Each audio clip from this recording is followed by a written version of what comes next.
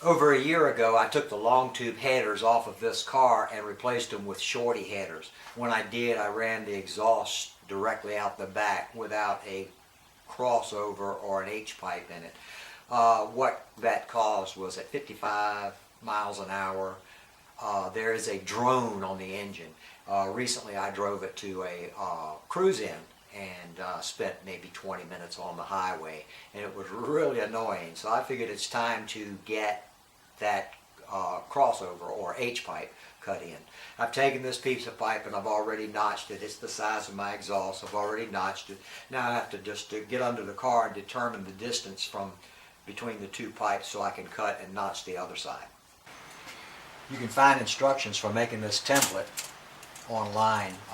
Particular YouTuber is Technic, T-E-C-H-N-I-K, and that's where I got the idea for making this pattern from. I measured 4 7/8 inch inside, so put my pattern here, trace it.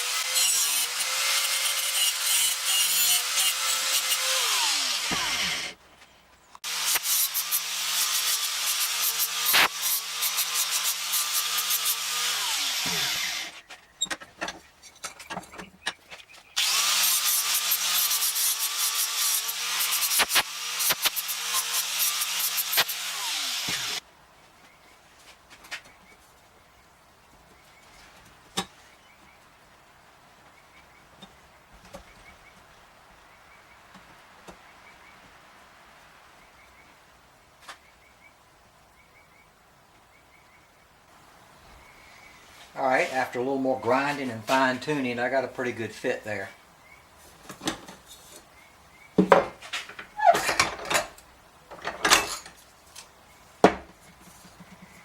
I'll go test fit it. Alright, here it is. Can slide it in that way.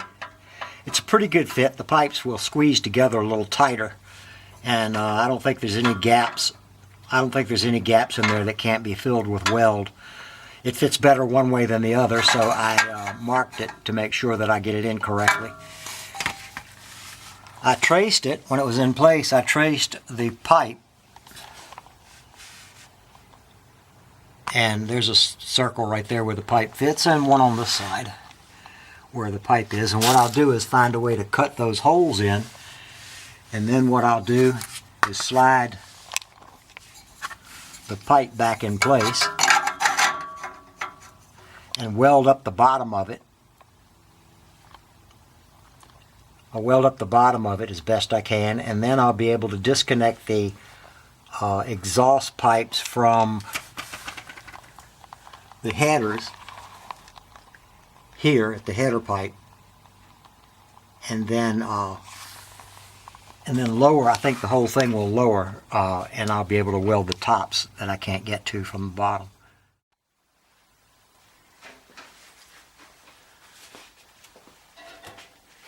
I took the pipes off the car. They hadn't been on there that many miles anyway, so it came apart pretty easy. And now this is my mark. I'm just going to cut the hole with a hole saw.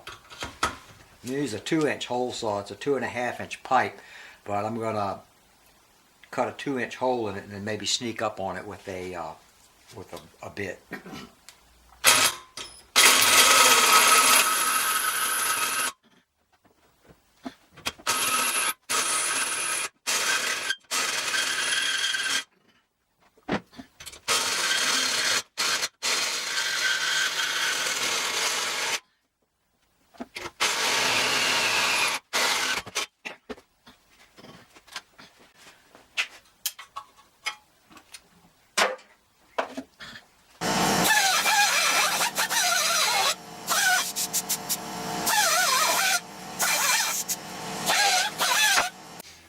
Alright, I've got the holes drilled in it. I cleaned around where the welds got to be. While I had it off the car, I put a pipe expander in this end of the slip fitting and stretched it out so that it will slide back together real easy. And I cleaned up these ends so that they will slide in and out too. So my next step, of course, is to install it back in the car, install both pipes back in the car, lay the H fitting in place and tack weld it. Once it's tack welded, then I'll have to take it back out from under the car again, weld it up permanently, and then I can reinstall them.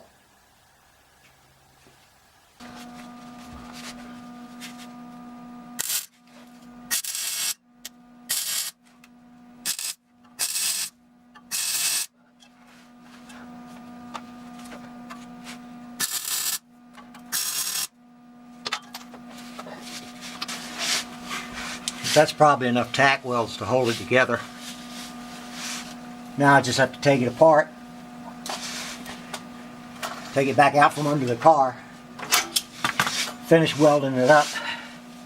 These tacks aren't that good, aren't that pretty looking, but I'll clean them up when I'm able to get around it. It's really difficult under here. It's such a tight squeeze. I'm going to use these band clamps when I put it back together to keep from crimping the pipe, so that I'll be able to take it on and off if I ever have to do any more work. I've got them in place now just to firm it up and make sure everything is exactly the way I want it when I tacked it. I put this brace across the back to hold it together to keep this there we go. That way it kind of holds the two pipes together back there to keep them from spreading. I don't want to break those tack welds loose. Once I get them welded up, I won't need that clamp anymore.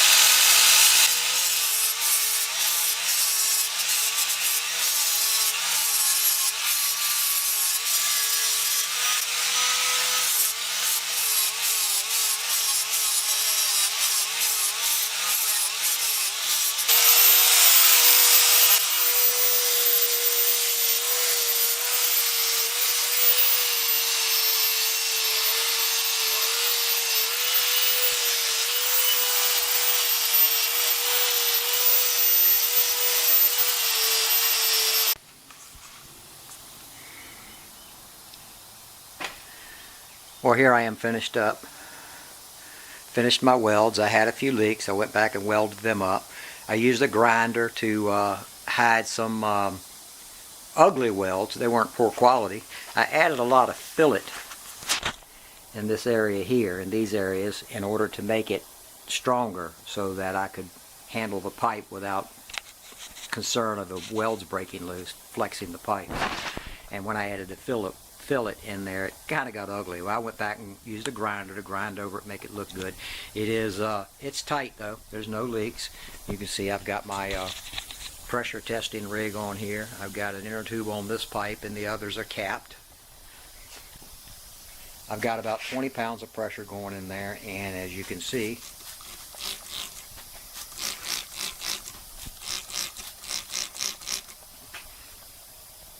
no leaks. I've done this all the way around there. You can see the bubbles coming out of the end of my test cap.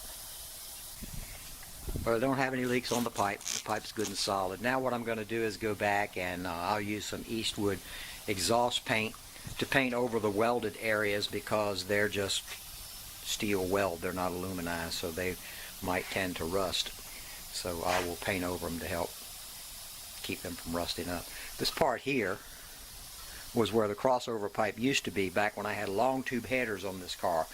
The crossover pipe was there. When I modified it to short tube headers, I had to cut the crossover pipe out. But I'm all ready to. I'm going to paint it up, give it a day to dry, and then reinstall it.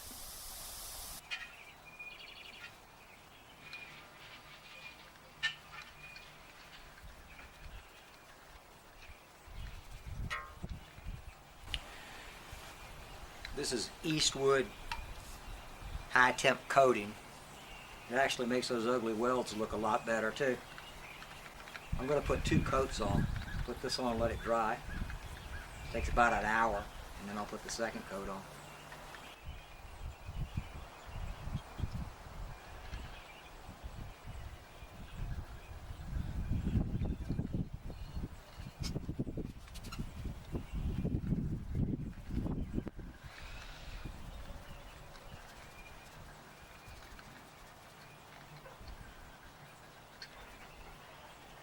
This is copper anti-seize.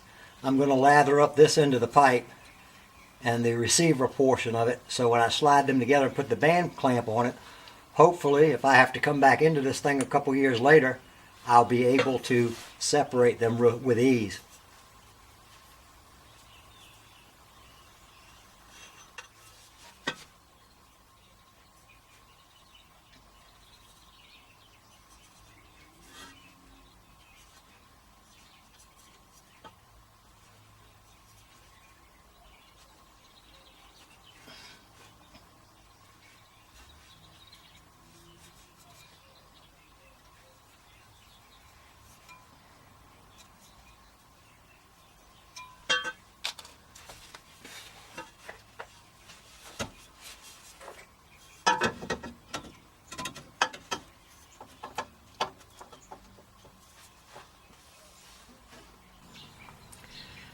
Here it is all finished up. I couldn't get the camera under there and video any of it while I was working on it because it's just too tight a squeeze for me. I got my band clamps on with the nuts and bolts turned up just for aesthetics. So now I'll just get it off the jack stands and take it out for a cruise and see how successful it was.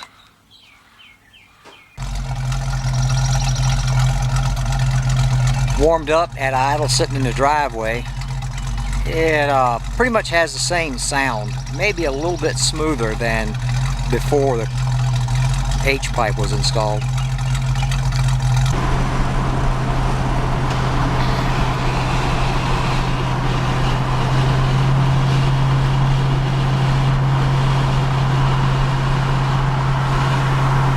I'm on the interstate doing 55, kind of cruising now, flatland. I think it helped out a lot. I don't have any video to compare it to, but I think it doesn't have that real nuisance sound that it had back before I put the H-pipe in. At 55 it's a little more subtle anyway. It's not quite as loud. It seems to sound good at all other speeds, at idle, at lower cruising speeds, acceleration, deceleration. So I think I'm satisfied with it.